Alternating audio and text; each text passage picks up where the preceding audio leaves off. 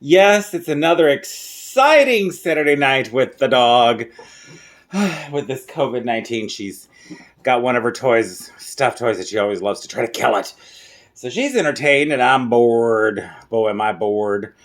But it's another Saturday night, spending it night at home because nothing's open. Not that I would go out anyway because of COVID-19.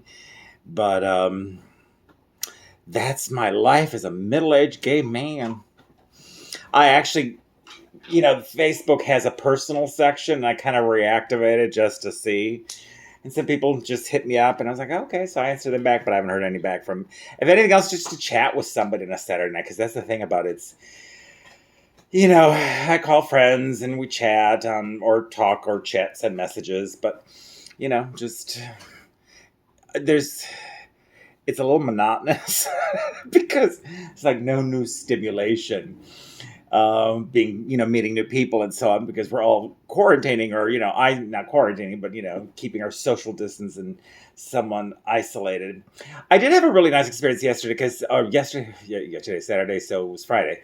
I had two appointments, but there was like this weird window between, and I didn't want to drive all the way home to then drive all the way back out because they were not too far from each other. The two appointments that were up in Plano that I had yesterday, but I had this weird 2.5 hour window. I thought, well, by the time I drive the 25 minutes home, the 25 minutes back out, then I have this weird 1 hour. And I don't want to just drive all that just for 1 hour. But my mother lives in North Dallas. So I got together with her, kind of called her and said, hey, you want to have an early lunch? And so we did. And I ate inside of her house. It's just so hot. And we kept our distance. And then as we were leaving, she asked for a big favor. She wanted a hug because she's not had physical contact with somebody in months. And I've been wanting to give her a hug, but of course I have to be careful. So I said, hold on. I ran to the car. I literally slathered myself in hand sanitizer. And of course I had my balaclava up. Even soaked some hand sanitizer on my balaclava. So that I was wet with hand sanitizer. And I embraced her with hand sanitizer coating me. Sure, I left a damp spot on her. Of course, it evaporates away. But I held my breath. So even though I was masked, I hugged her.